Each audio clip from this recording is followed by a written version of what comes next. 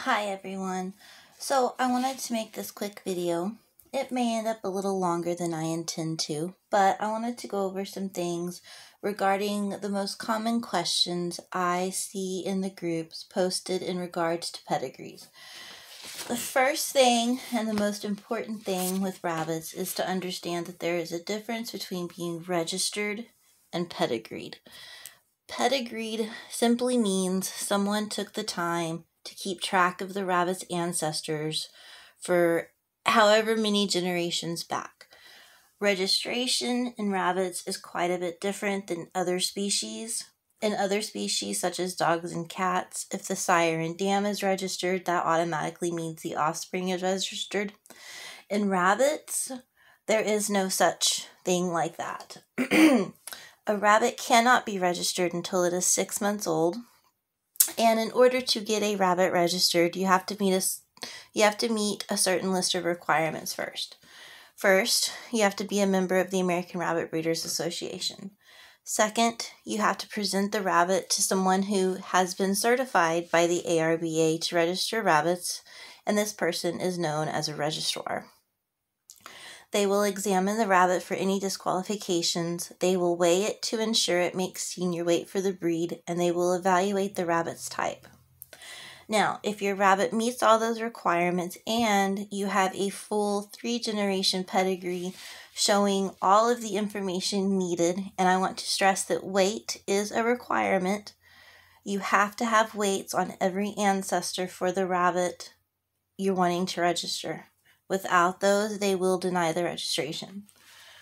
Once the rabbit has passed all those requirements, the registrar will tattoo a special circle R symbol in the right ear of the rabbit, indicating that that rabbit has now been registered by the American Rabbit Breeders Association.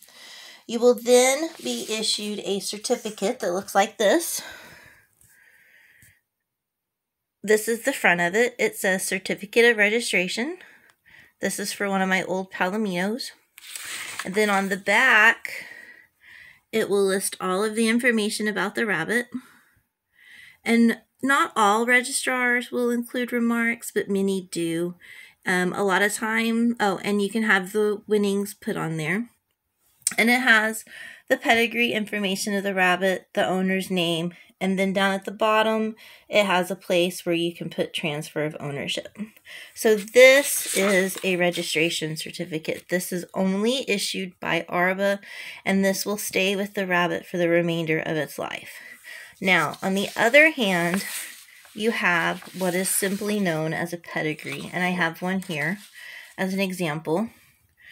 I use Evans software to print my pedigrees, but there is no set standard for pedigrees, and you can actually use any format you want as long as the basic required information is on there.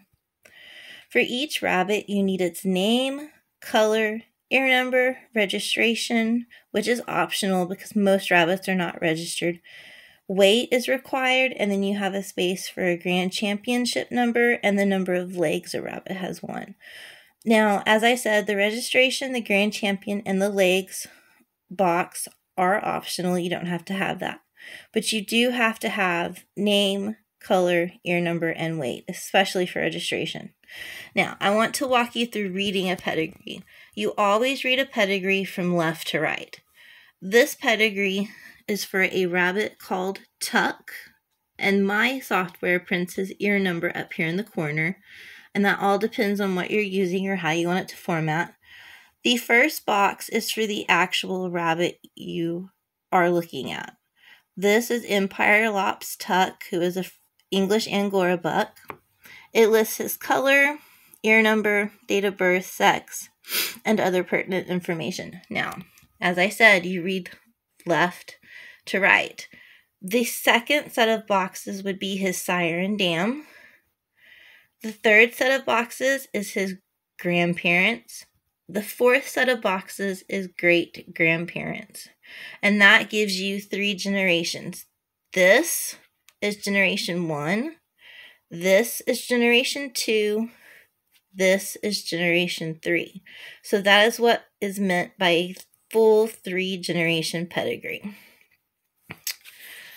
All right, now we're going to move on to the next question. Well, what if I buy a rabbit that meets the standard for breed and color, but I don't know the pedigree information? Well, that is very, very simple. You can go on the internet and you can print a blank pedigree, which will look something like this.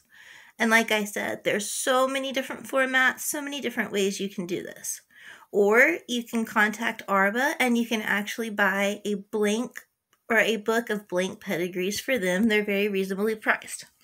So, say you buy a rabbit and you want to start pedigrees. Now, some people will say it's pointless to write out a pedigree for an unpedigreed rabbit, but it's a good idea and it gets you in the habit of doing it correctly to go ahead and write the pedigree for a rabbit even if you don't know its ancestors. So the first thing you would do is you would name your rabbit. So we'll name this rabbit Friar Tuck.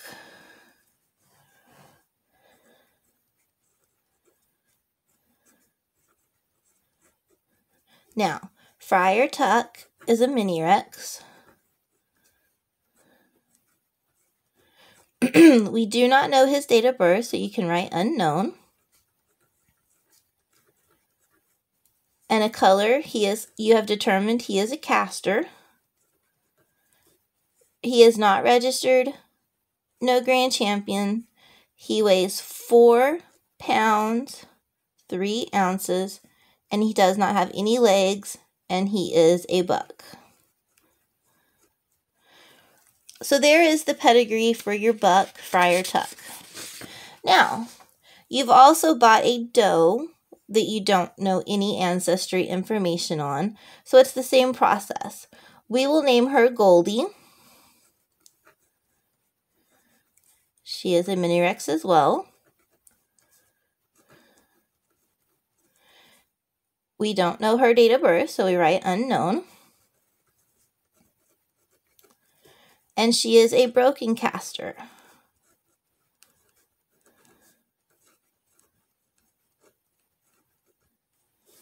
Now, on this particular pedigree, the spot for the rabbit's ear number is up here at the top, so we can just write GO for Goldie. And over here on the buck, say you wanted to tattoo him FT for Friar Tuck.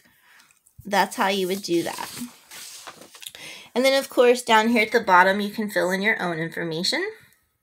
Now, since we do not know the sire and dam of any of these rabbits, you can, one, either leave it blank, you can write a line through it, or what I like to do is I like to simply write unknown, which indicates to the person that the information is not known, as opposed to someone forgetting to fill out information or something like that.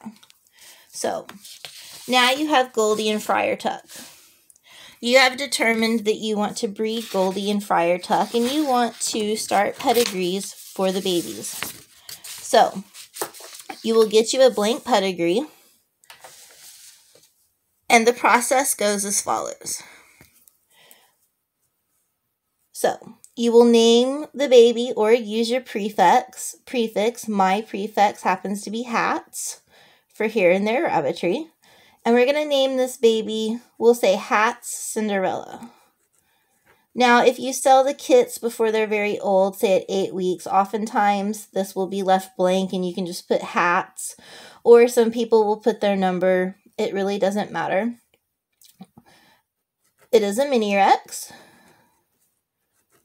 Now, since we raised this litter, we know their birthday. Their birthday is August 2nd, 2021. And this baby happens to be a broken caster.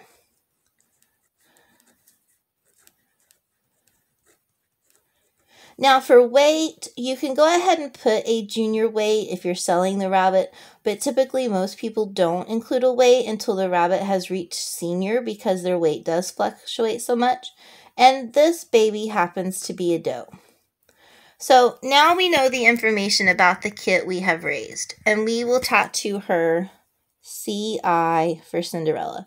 Now you're going to fill in the known information for the ancestors. So this little doe's sire would be Friar Tuck. His ear number was FT. His weight was 4 pounds 3. Color was castor. He did not have any winnings, a registration number, or a grand champion number. Then you move down to the dam, who is the mother, and that was Goldie. Her ear number was GO, and she was a broken castor.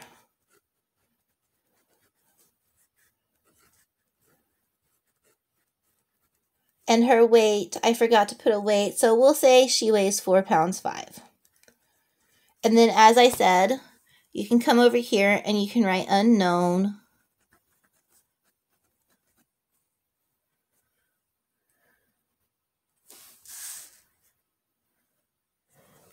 Or you can put a line through it, or you can simply leave it blank. So, this is how you start the pedigree for a kit that is out of unpedigreed parents. You simply start with your known information and you go from there. Now, if you take Cinderella and you breed her to a buck and he is unpedigreed, you would simply put that new buck's information up here, and then his would say unknown, unknown, and then Cinderella would go here, and then Friar Tuck would move here, and Goldie would move here. Each time you breed, the animals closer to the left of the pedigree move farther right and become a further away generation. Now, I want to show you some examples of how it does not take very long to go from unpedigreed to pedigreed. This is the pedigree for a French Angora buck that I bought in 2019. I did not receive a pedigree with him. However, I did buy a doe that had a pedigree. Go to view data. Why is my program not working? Here we go. Okay. View offspring.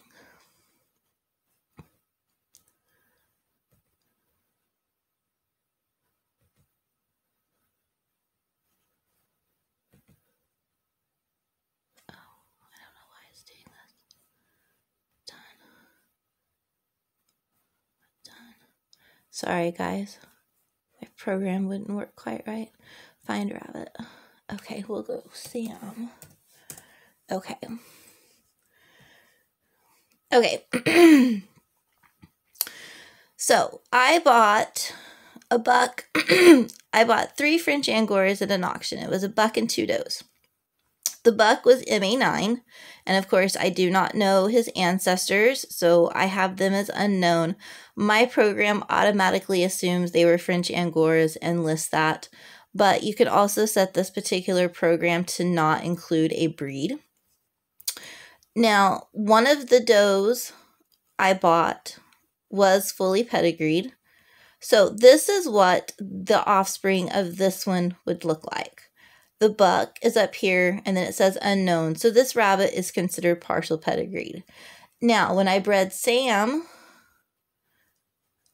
view kin, view offspring, Sue, view pedigree. So, as you can see, this is the original buck. This is the original doe. They produced a doe called Daisy Head Maisie, who I bred to Sam I.M., who was also out of MA9 and the Grumps. Now, as you can see, since each generation progressively moves farther to the right of a pedigree, there is only 1, 2, 3 spots with unknown information because I have continued to record information.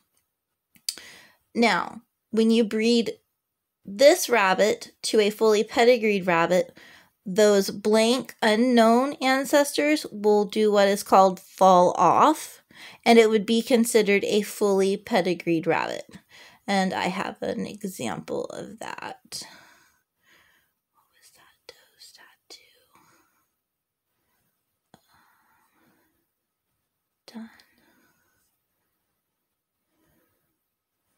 Oh no, I can't remember her tattoo. But anyway, yeah. Each generation, you get closer and closer to being fully pedigreed. Now, a lot of people ask, what's the point in a pedigree? Well, a pedigree records information, and a pedigree can contain any amount of information that you want it to contain. For example, on my pedigrees, I have a note field that I put on there to where if it's a self chinchilla, I note that. If it lacks a butterfly, I note that, because that's a disqualification, and the lack of a butterfly can sometimes have a genetic component to it. For meat rabbit purposes, a pedigree is still a very useful tool because you can record weights and other genetic information. And if you happen to have a recessive trait pop up in your herd, such as malocclusion or cataracts or something like that, if you've kept pedigrees on your rabbits, you can go back and have an easier time of determining who brought those genetic defects in, because you can trace relationships and you can do test breedings based on those known relationships to try and remove carriers of that recessive defect from your herd. So even for strictly meat breeders, pedigrees have an important use. Now, as far as showing goes, showing does not require a pedigree. ARBA has no rule requiring a rabbit to be either pedigreed or registered in order to be shown. The only exception is some county 4-H and FFA programs that do require the kids to have rabbits with pedigrees. And this is because they have aligned it with other livestock species which require registration papers on breeding animals, which is what rabbits are considered when you show them, unless it's a meat pen specific class. They are classified as breeding animals. So I hope this clears up some things. I hope this helps. If you have any questions, feel free to hit me up and I will do my best to answer them. Thank you.